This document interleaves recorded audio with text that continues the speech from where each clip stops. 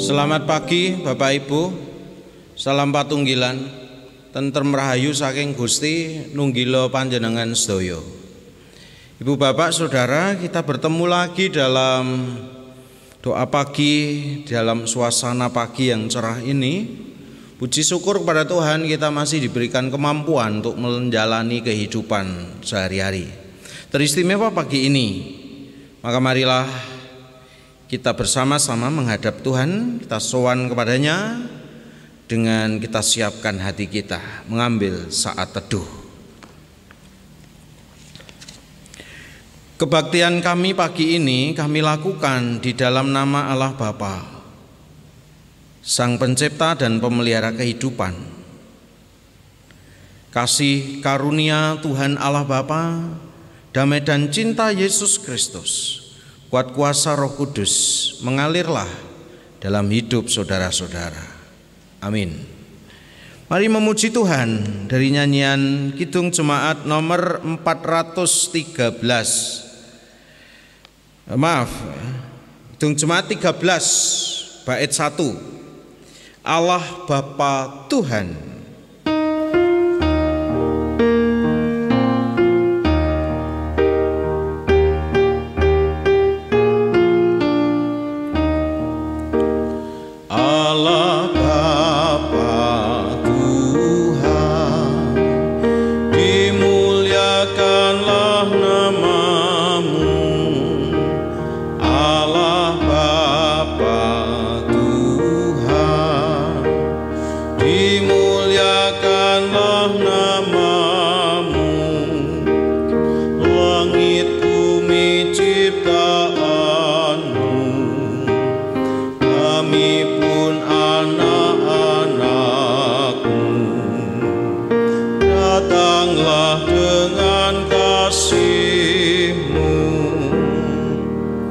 Mari kita siapkan hati kita untuk mendengar menghayati firman Tuhan. Kita berdoa. Tuhan, kami datang kepadamu pagi ini bukan dengan segala catatan kebaikan kami, tetapi dengan segala kerapuhan kami. Betapa terbatasnya hidup kami Tuhan, betapa amat rapuhnya pengertian kami. Oleh karena itu, kiranya kami terus dapat rindu belajar teristimewa dari kebenaran firman-Mu yang mengajarkan kami banyak hal, membimbing, memberi pedoman dalam hidup kami hari lepas hari. Ampunilah kami yang lemah ini Tuhan, dengan segala dosa kesalahan kami, baik yang kami sengaja maupun tidak. Tuhan mengampuni serta memulihkan kami, sehingga kami layak sujud di hadapan-Mu karena kemurahan Tuhan. Kami siapkan hati kami mendengar firman-Mu, bersabdalah ya Tuhan. Di dalam nama Tuhan Yesus kami berdoa, amin. Bacaan pagi hari ini saya mengambil bacaan dari kitab Yakobus pasal 2 ayat 8 sampai dengan ayat 13. Yakobus pasal 2 ayat 8 sampai dengan ayat 13. Saya akan membacakan ayat Alkitab hari ini Bapak Ibu, begini bunyinya. Akan tetapi jikalau kamu menjalankan hukum utama yang tertulis dalam kitab suci, kasihilah sesamamu manusia seperti dirimu sendiri, kamu berbuat baik. Tetapi jikalau kamu memandang muka, kamu berbuat dosa, dan oleh hukum itu menjadi nyata bahwa kamu melakukan pelanggaran. Sebab barang siapa menuruti seluruh hukum itu tetapi mengabaikan satu bagian daripadanya, ia bersalah terhadap seluruhnya. Sebab ia mengatakan jangan berzina, ia mengatakan juga jangan membunuh, Jadi jika kamu tidak berzina tetapi membunuh, maka kamu menjadi pelanggar hukum juga. Berkatalah dan berlakulah seperti orang-orang yang akan dihakimi oleh hukum yang memerdekakan orang. Sebab penghakiman yang tak berbelas kasihan akan berlaku atas orang yang tidak berbelas kasihan. Tetapi belas kasihan akan menang atas penghakiman. Bapak Ibu, saudara-saudara yang dikasihi Tuhan, ayat nats kita sambil dari ayat 13b. Tetapi belas kasihan akan menang atas penghakiman. Renungan pada pagi hari ini berjudul Don't judge book by its cover. Jangan melihat atau menilai buku dari sampulnya. Mengapa Bapak Ibu? Sebab banyak buku yang sampulnya bagus tapi isinya ya ceketer gitu, kurang bagus. Atau mungkin sebaliknya, ada buku yang sampulnya biasa-biasa saja, enggak ada gambarnya apa-apa, ya. Sederhana, warnanya polos, tetapi isinya luar biasa. Contoh Alkitab ini ya. Ini salah satu buku ya yang enggak ada gambarnya Bapak Ibu, sederhana. Tetapi di dalamnya ya ribuan atau bahkan jutaan makna yang tiada habis-habisnya digumuli oleh manusia mulai kemarin, hari ini sampai selama-lamanya. Karena firman Tuhan katakan manusia itu seperti rumput, seperti bunga, tetapi ada hal yang kekal, yaitu firman Tuhan yang menjadi kesaksian hidup orang percaya untuk menyaksikan kemurahan Tuhan. Karena itu sekali lagi, don't judge book by its cover. Jangan menilai buku dari sampulnya. Contoh Bapak Ibu, saya pernah menjadi pendeta konsulen di Jemaat Tambak Rejo dan menjadi pendeta baku di Jemaat Gunung Tumo. Suatu kali di Jemaat Tambak Rejo ini melaksanakan ibadah unduh-unduh. Nah, saya membawa salah satu jemaat, warga jemaat dari Gunung Tumo. Saya ajak bermain drama untuk supaya menjadi pengemis yang masuk gereja. Saya kong kali kong dengan warga Gunung Tumo. Tidak banyak yang kenal ya, warga Jemaat Tambak Rejo ini tidak banyak yang kenal. Terlebih warga Gunung Tumo ini ya dipaesi begitu, didandani supaya kelihatan melas, kelihatan gak patek duwe-duwe, kelihatan kere begitu ya, bawa apa ya, kampli begitu, apa karung kain itu ya, karung dari tepung itu, semacam gelangsi begitu. Dan nanti semayanan sama saya. Akhirnya semayanan sama saya, pas nanti kalau saya khotbah, panjenengan tiba-tiba masuk saja. Apa yang terjadi Bapak Ibu? Dia warga Gunung Tumo ini berpakaian lusuh layaknya pengemis, tiba-tiba masuk ke gereja ketika saya membawakan renungan atau khotbah. Tak ayal di tengah riuhnya ibadah unduh-unduh itu, ramenya ibadah unduh-unduh itu Bapak, ketika saya membawakan firman berkhotbah, dia masuk. Wah, kemudian warga jemaat yang hadir merasa terganggu, merasa terusik dengan kehadiran pengemis jadi-jadian ini.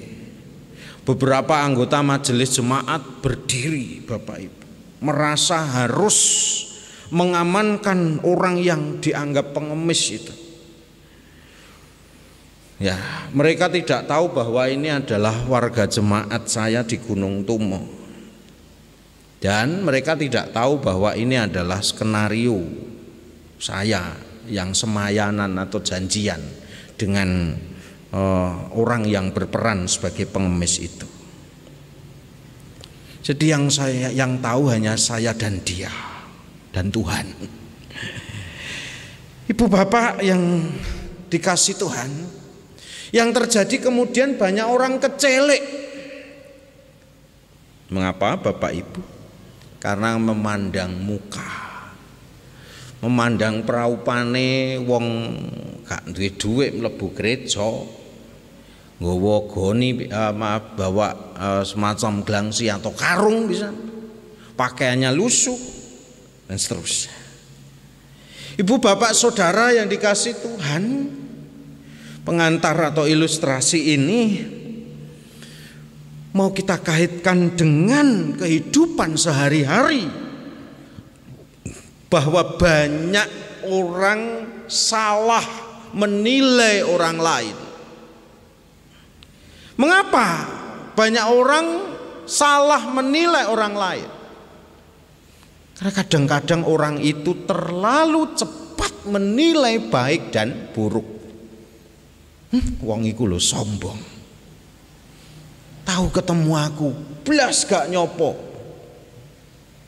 baru ketemu sekali sudah mengambil kesimpulan kalau orang itu sombong. Belum pernah adu arep, belum pernah ngobrol, belum pernah tahu isi hatinya pada saat dia ketemu. Pas mari diuring-uring bojone ka, pas mari kucinge atau segawone mati, kemudian hatinya sedih, kita tidak tahu. Tetapi kemudian orang terlalu cepat menilai bahwa dia orang buruk, orang sombong misalnya.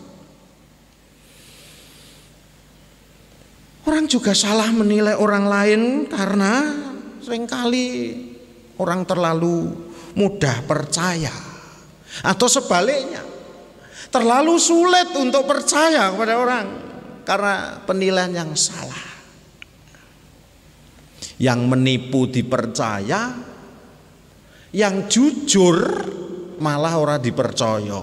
Nah ini misalnya, ibu bapak, cara berpikir dan bersikap demikian tentu bisa mengakibatkan sesat pikir atau sesat sikap. Sebab orang bisa salah menilai.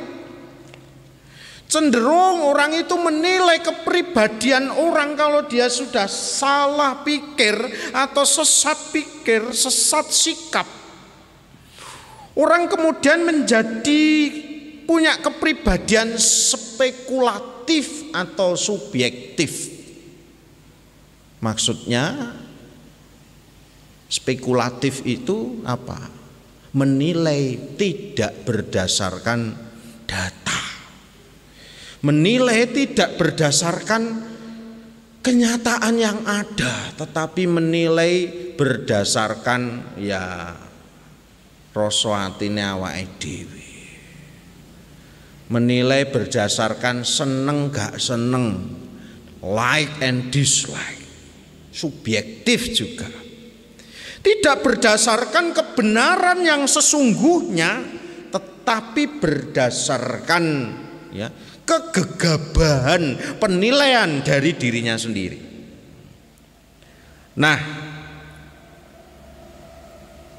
sikap yang harus dimiliki seseorang, tiap-tiap orang di dalam menilai seseorang adalah belajar dari menilai buku.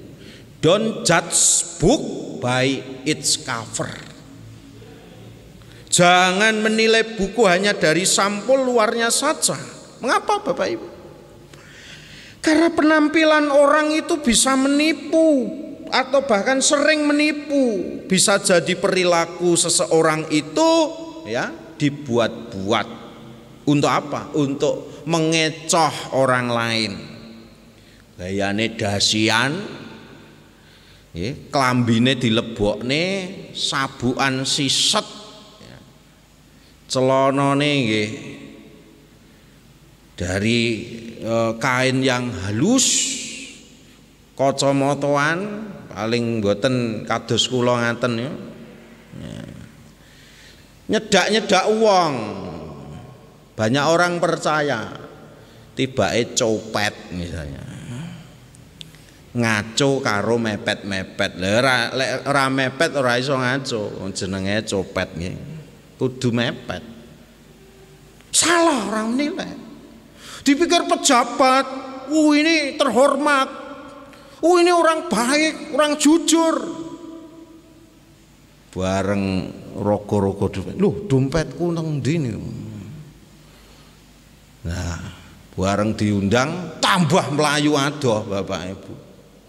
Nah, itulah keunggulan bedanya maling dengan tukang becak atau copet dengan tukang becak.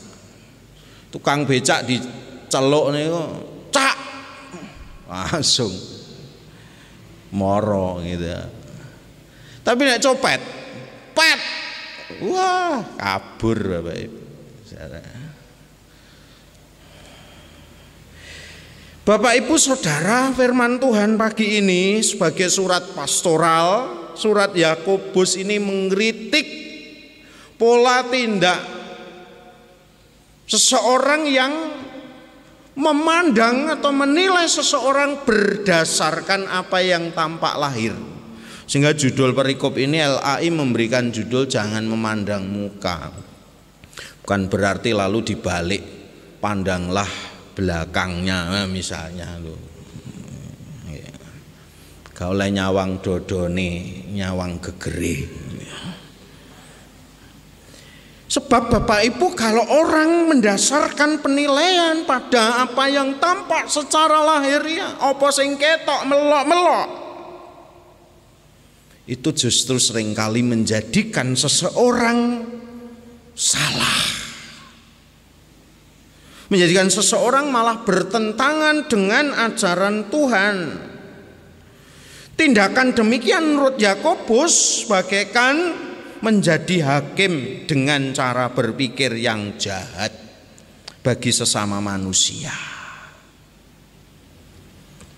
Seperti orang nek wis gak seneng ambek Ahok, ngasih Ahok niku ya nglakoni barang apik tetep kleru. Maksud yang niku wis kadung gak seneng kalih Jokowi sampai gulung komeng ya, berbuat sebaik apapun untuk bangsa dan negara ini. Masya niku presiden kita dielek-elek ngalor ngidul. Ibu bapak, menurut Yakobus, ukuran melakukan kebaikan kepada tiap orang agar tidak terjebak pada pola memandang muka adalah dengan menjadikan hukum utama sebagai landasan. Dan hukum yang utama itu ya sebagaimana tertulis dalam Ulangan 19 ayat 18. Kasihilah sesamamu manusia seperti dirimu sendiri. Di dalam ajaran Buddha juga diajarkan Tattvam Asi. Dan Yesus juga ajarkan. Kalau ajaran dunia mengatakan nek gak gelem dijiwit, ojo dijiwit, ojo jiwit. Ini orang pasif saja sudah baik. Tapi Yesus membalik. Apa yang ingin orang lakukan terhadapmu, orang lain lakukan terhadap kamu, maka perbuatlah itu kepada orang lain juga. Artinya yang baik-baik yang kita pikirkan itu kita lakukan kepada orang lain. Inilah prinsip tresnanorno sapepadaniro dikaya marang awakira dhewe. Karena itu Bapak Ibu secara prinsip inilah yang membuat kita berharga. Karena sakjane awake dhewe niku nggih bukan siapa-siapa. Kita ini adalah orang berdosa. Kita orang yang punya potensi melakukan kesalahan, tetapi Tuhan jadikan hidup kita berharga. Hidupmu berharga bagi Allah. Tiada yang tak berkenan di hadapannya. Dia ciptakan kau seturut gambarnya. Sungguh terlalu indah kau bagi dia. Inilah kenyataan hidup kita di hadapan Tuhan.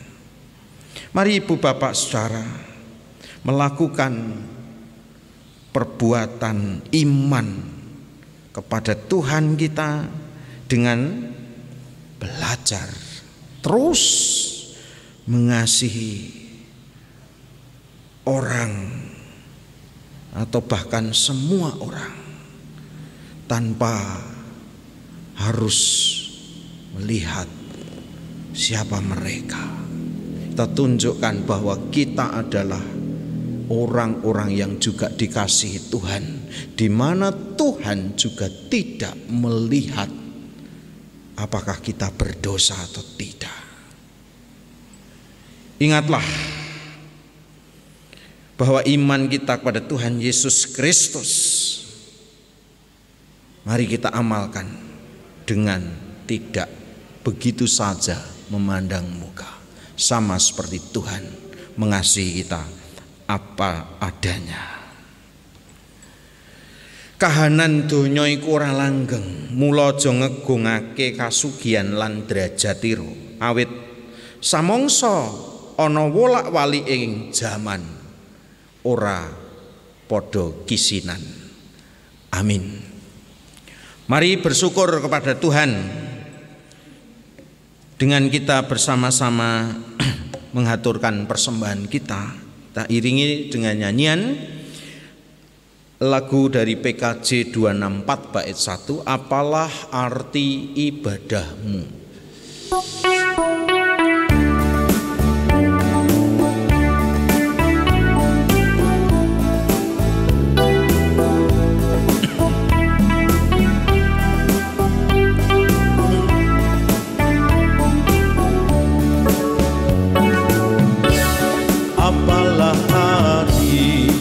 Ibadahmu kepada Tuhan, bila tiada rela sujud dan sungguh,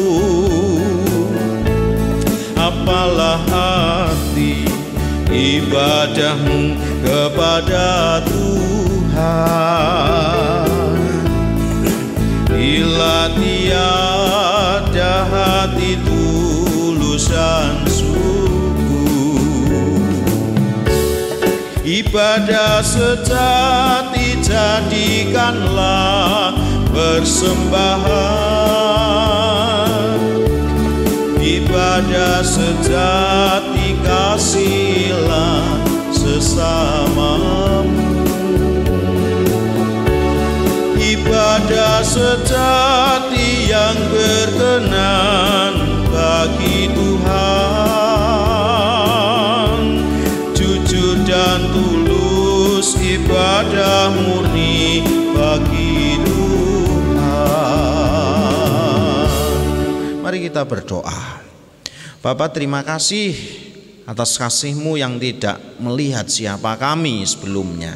Kami berdosa, kami penuh kekurangan serta kelemahan, tapi Engkau angkat kami, Engkau anugerahi kami belas kasihan Tuhan, sehingga kami beroleh pengharapan keselamatan kekal di dalam kemurahan anugerah Tuhan. Pagi ini kami bersyukur padamu melalui sembahan kami. Sucikan dan berkati persembahan ini sehingga bermanfaat bagi kerajaan-Mu di tengah dunia melalui hidup tumbuh kembangnya gereja Tuhan. Berkati setiap tangan yang telah memberi dengan sukacita dari hati yang penuh rela. Kami mempercayakan hidup mereka di dalam berkat kemurahan kasih Tuhan.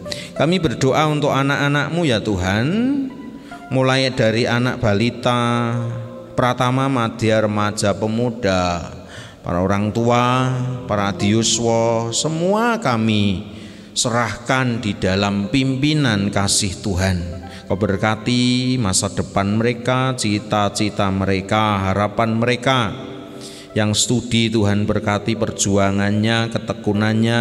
Yang bekerja Tuhan juga berkati usahanya, sehingga mereka dapat membangun hidup berkeluarga dengan baik dan dapat mencukupi kebutuhan hidup rumah tangganya, karena Tuhan yang memberkati. Para orang tua yang terus berjuang untuk masa depan anak-anaknya, berikanlah kekuatan, kesehatan lahir dan batin. Berdoa juga untuk para sepuh, para adiyuswa, Tuhan berkati. Dengan kekuatan Tuhan sendiri, dengan semangat mereka boleh melanjutkan hidup pemberian Tuhan. Berdoa ya Tuhan untuk masa depan kami dalam naungan kasih-Mu. Berdoa untuk pandemi COVID-19. Kami berharap Tuhan sendiri yang campur tangan, sehingga semua ini boleh kami alami dengan tetap menerima kenyataan bahwa ini semua juga mengajarkan kami betapa kami rapuh dan lemah. Ada usaha-usaha untuk boleh membuat vaksin, mengembangkannya. Tuhan memberkati sehingga vaksin COVID-19 ini dapat kemudian mengantisipasi virus COVID-19 ini dan dapat menyehatkan banyak orang di tengah dunia, khususnya juga bangsa dan negara kami. Berkati gereja Tuhan di masa pandemi dengan segala adaptasinya, mereka tetap dapat berbuat sesuatu untuk memuliakan Tuhan. Inilah Tuhan syafaat kami.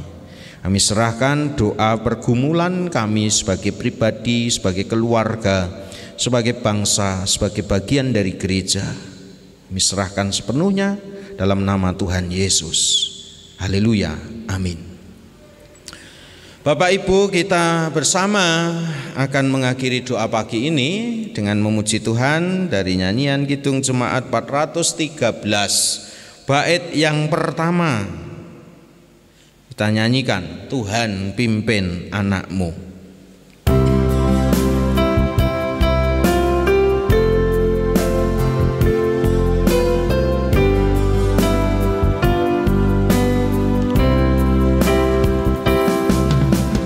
Tuhan pimpin anak-Mu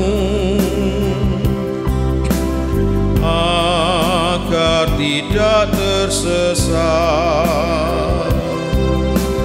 akan jauhlah seteru bila Kau tetap dekat.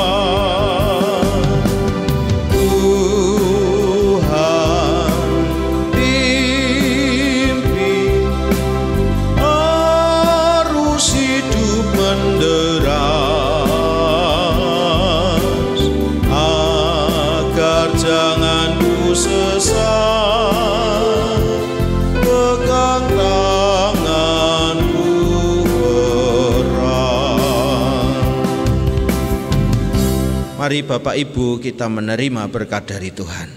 Pertolongan kasih Tuhan merahmati saudara semua.